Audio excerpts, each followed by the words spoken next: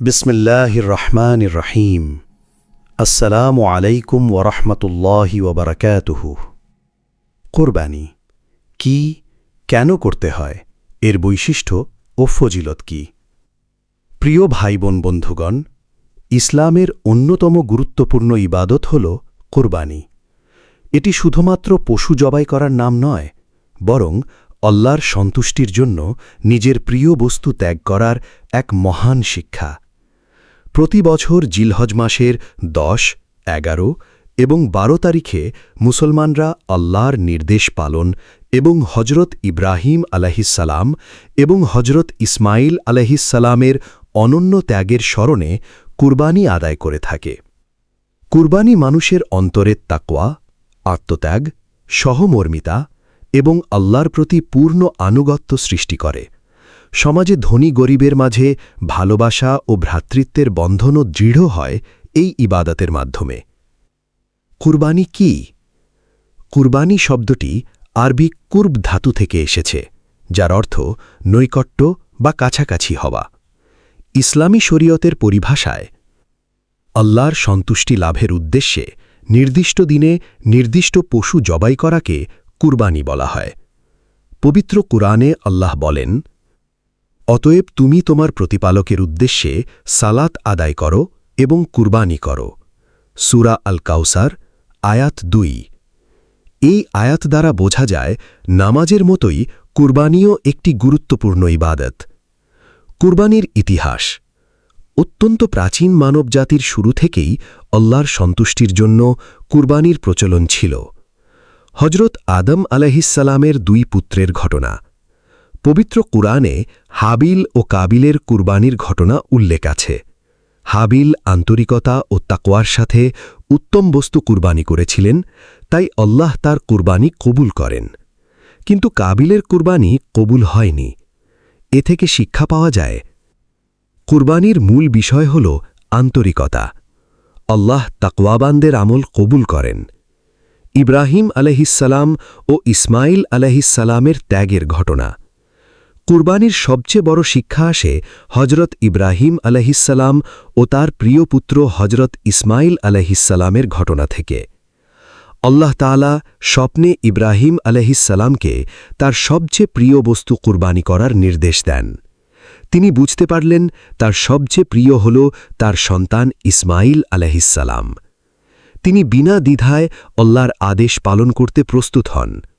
ইসমাইল আলাইহিসসালামও বলেছিলেন, হে আমার পিতা, আপনাকে যা আদেশ করা হয়েছে তাই করুন।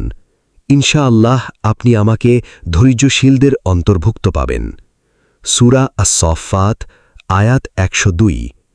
যখন ইব্রাহিম আলাইহিসসালাম তার পুত্রকে কুরবানি করতে গেলেন, তখন আল্লাহ তার আনুগত্যে সন্তুষ্ট হয়ে ইসমাইল আলাইহিসসালামের পরিবর্তে একটি দুম্বা পাঠিয়ে দেন।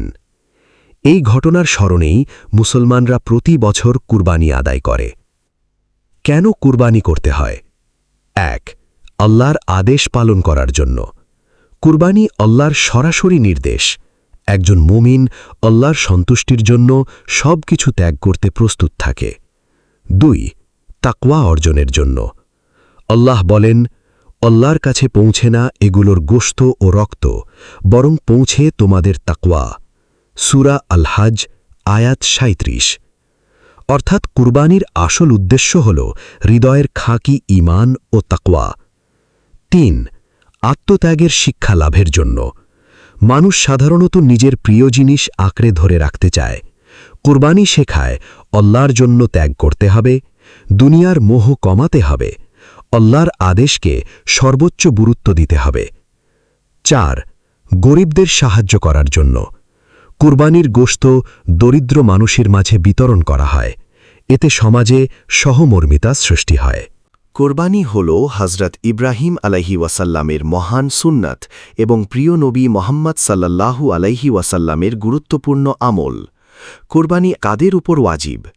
যে মুসলমান প্রাপ্তবয়স্ক, সুস্থ মস্তিষ্ক সম্পন্ন, মুকিম অর্থাৎ ভ্রমণরত নয় এবং নিসাব পরিমাণ সম্পদের মালিক, তার উপর কোরবানি ওয়াজিব। নিসাব বলতে বোঝায় এমন পরিমাণ সম্পদ যা মৌলিক প্রয়োজনের অতিরিক্ত। কোরবানির সময় কুরবানির সময় হল 10 জিলহজ ঈদের নামাজের পর থেকে 12 জিলহজ সূর্যাস্ত পর্যন্ত। ঈদের নামাজের আগে কোরবানি করলে তা কোরবানি হিসেবে গণ্য হবে না। কোন পশু কোরবানি করা যায়? ইসলামে নির্দিষ্ট কিছু পশু কোরবানি করা বৈধ, যেমন গরু, মহিষ, উট, ছাগল, ভেড়া, দুম্বা। বয়সের শর্ত: ছাগল বা ভেড়া কমপক্ষে 1 বছর, গরু বা মহিষ কমপক্ষে 2 বছর, উট কমপক্ষে 5 বছর। কোরবানির পশুর বৈশিষ্ট্য: পশু অবশ্যই ত্রুটিমুক্ত হতে হবে। নিম্নলিখিত ত্রুটিযুক্ত পশু কোরবানি করা বৈধ নয়: অন্ধ, অত্যন্ত রোগা, পঙ্গু, গুরুতর অসুস্থ, কান বা লেজ অধিকাংশ কাটা। উত্তম কোরবানির পশুর বৈশিষ্ট্য: সুস্থ ও সবল, দেখতে সুন্দর, ত্রুটিমুক্ত, হালাল উপার্জনের অর্থে ক্রয়কৃত। কুরবানির নিয়ম: 1. নিয়ত করা। আল্লাহর সন্তুষ্টির উদ্দেশ্যে কোরবানির নিয়ত করতে হবে। 2. বিসমিল্লাহ বলে জবাই করা। জবাইয়ের সময় বলতে হবে, বিসমিল্লাহি আল্লাহু আকবার। 3. পশুর প্রতি দয়া করা। ইসলাম পশুর প্রতি নিষ্ঠুরতা নিষিদ্ধ করেছে। ধারালো ছুরি ব্যবহার করতে হবে। অন্য পশুর সামনে জবাই করা যাবে না। পশুকে কষ্ট দেওয়া যাবে না। কুরবানির গোশত বন্টনের নিয়ম: সাধারণভাবে কোরবানির গোশত 3 ভাগ করা উত্তম। 1. নিজের জন্য, 2. আত্মীয় স্বজনের জন্য, 3. গরিব মিসকিনের জন্য। তবে প্রয়োজনে সব গোশত গরিবদেরও দিয়ে দেওয়া যায়। কোরবানির ফজিলাত: 1. আল্লাহর নিকট প্রিয় আমল। হাদিসে এসেছে, কোরবানির দিন আল্লাহর নিকট সবচেয়ে প্রিয় আমল হল কোরবানি করা। 2. প্রতিটি পশমের বিনিময়ে সওয়াব লেখা হয়। একটি হাদিসে বর্ণিত হয়েছে, কোরবানির পশুর প্রতিটি পশমের বিনিময়ে সওয়াব লেখা হয়। এটি কোরবানির বিশাল মর্যাদা নির্দেশ করে। 3. কিয়ামতের দিন কোরবানির পশু শিং, পশম ও খুর সহ উপস্থিত হবে। 4. গুনাহ মাফের মাধ্যম। আন্তরিকতার সাথে কোরবানি করলে আল্লাহ বান্দার গুনাহ ক্ষমা করেন। 5. হৃদয়ে তাকওয়া বৃদ্ধি পায়। কুরবানি মানুষের অন্তরকে আল্লাহমুখী করে তোলে। কুরবানির সামাজিক গুরুত্ব: কুরবানি শুধু ব্যক্তিগত ইবাদত নয়, এটি সমাজের জন্য অত্যন্ত উপকারী। 1. ধনী গরিবের মাঝে সম্পর্ক সৃষ্টি। গরিব মানুষও ভালো খাবার খাওয়ার সুযোগ পায়। 2. ভ্রাতৃত্ববোধ বৃদ্ধি। মানুষ একে অপরের খোঁজ খবর নেয় এবং সাহায্য করে। 3. দানশীলতা বৃদ্ধি। কুরবানি মানুষের হৃদয়কে উদার করে। কুরবানি আমাদের কি শিক্ষা দেয়? আল্লাহর প্রতি পূর্ণ আনুগত্য। ইব্রাহিম আলাইহি ওয়াসাল্লাম শিখিয়েছেন, আল্লাহর আদেশের সামনে নিজের ইচ্ছাকে ত্যাগ করতে হবে। ধৈর্য ও ত্যাগ। ইসমাইল আলাইহি ওয়াসাল্লাম আমাদের শিখিয়েছেন, আল্লাহর সন্তুষ্টির জন্য কষ্ট ও আনন্দের বিষয়। দুনিয়ার মোহ ত্যাগ। কুরবানি মানুষকে মনে করিয়ে দেয়, আসল জীবন আখেরাতের জীবন। কুরবানি নিয়ে কিছু ভুল ধারণা: 1. শুধু মাংস খাওয়ার উৎসব। অনেকে মনে করে কোরবানি শুধু আনন্দ ও মাংস খাওয়ার বিষয়, অথচ এর মূল উদ্দেশ্য তাকওয়া। 2. লোক দেখানো কোরবানি।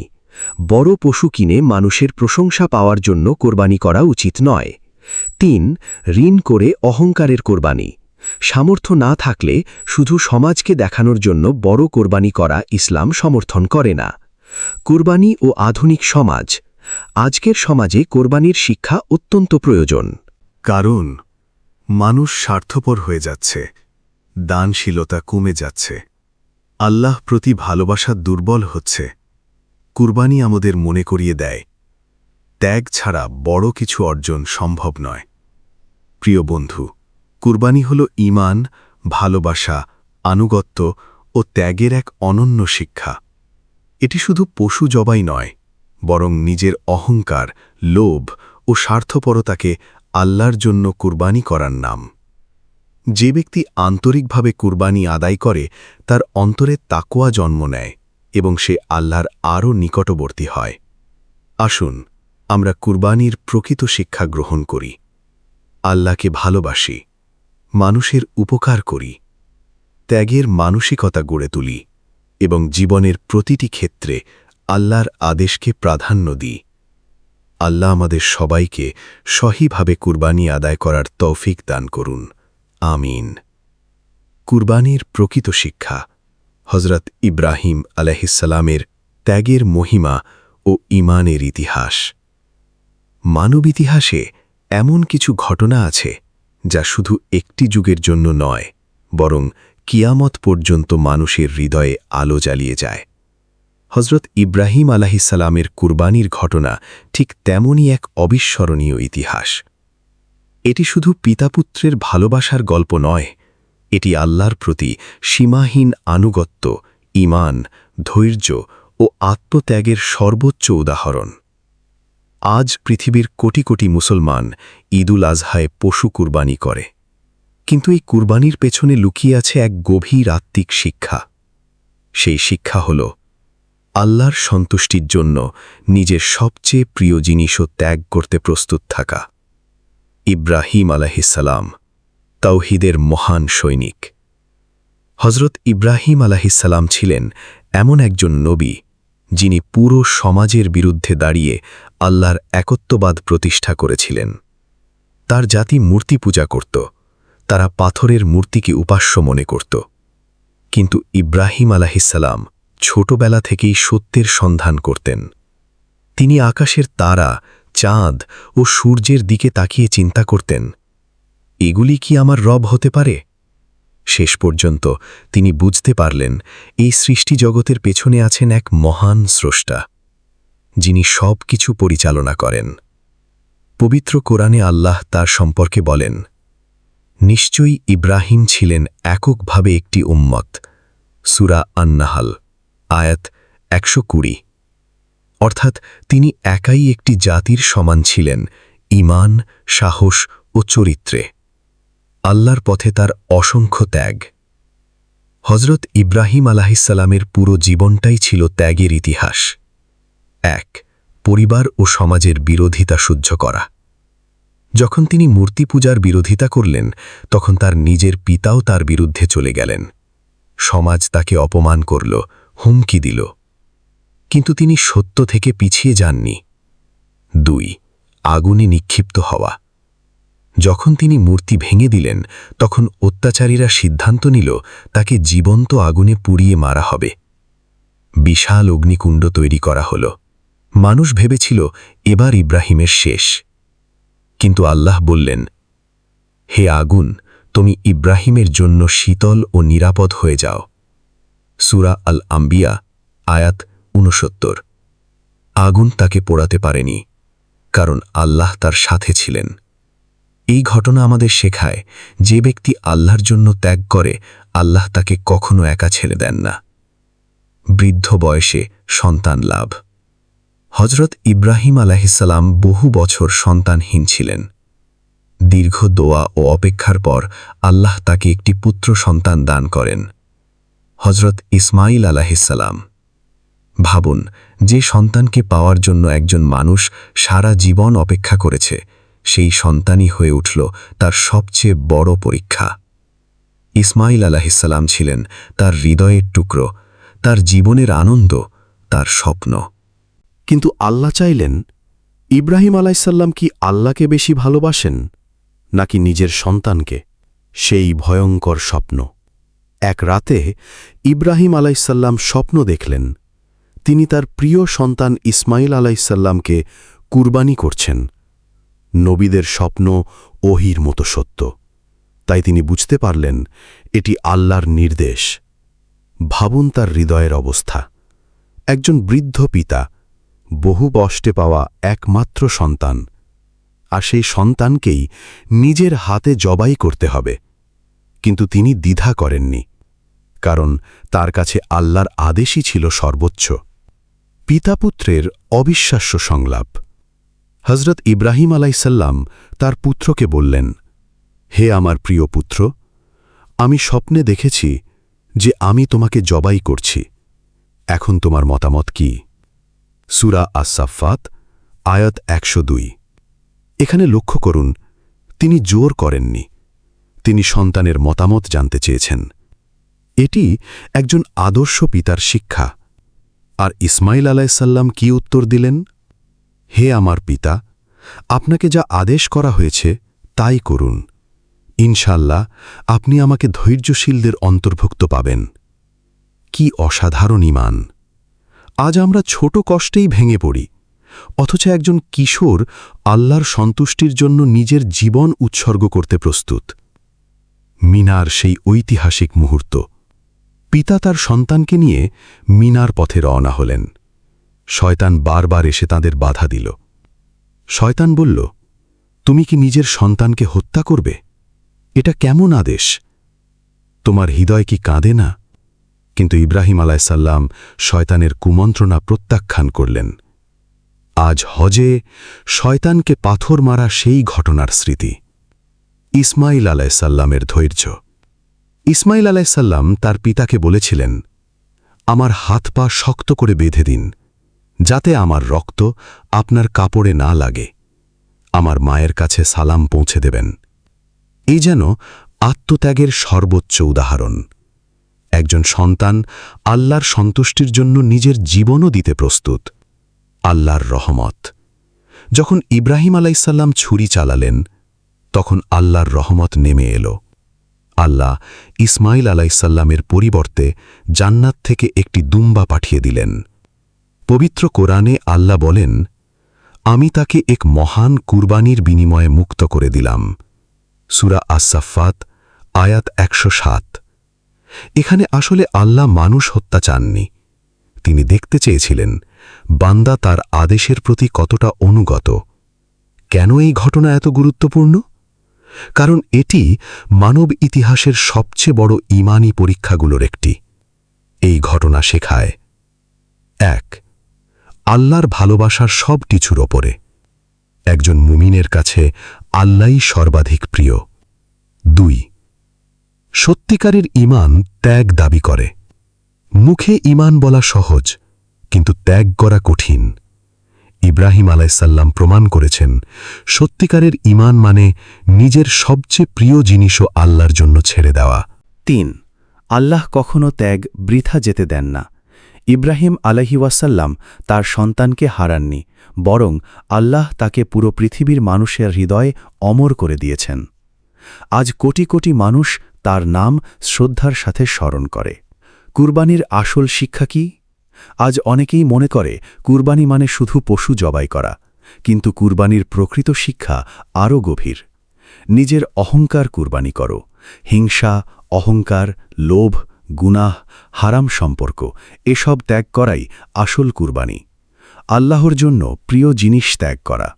যদি কোনো কাজ আল্লাহ অপছন্দ করেন, তবে সেটি ছেড়ে দেওয়াই হল প্রকৃত কুরবানি। বর্তমান সমাজে কুরবানির শিক্ষা। আজ মানুষ দুনিয়ার ভালোবাসায় ডুবে গেছে। টাকার জন্য মানুষ হারাম করছে, সম্পর্কের জন্য আল্লাহকে ভুলে যাচ্ছে, নিজের ইচ্ছাকে আল্লাহের আদেশের ওপরে রাখছে। এই অবস্থায় ইব্রাহিম আলাইহিওয়াসাল্লামের জীবন আমাদের নতুন করে শিক্ষা দেয়, আল্লাহের জন্য ত্যাগ করলে কখনো ক্ষতি হয় না।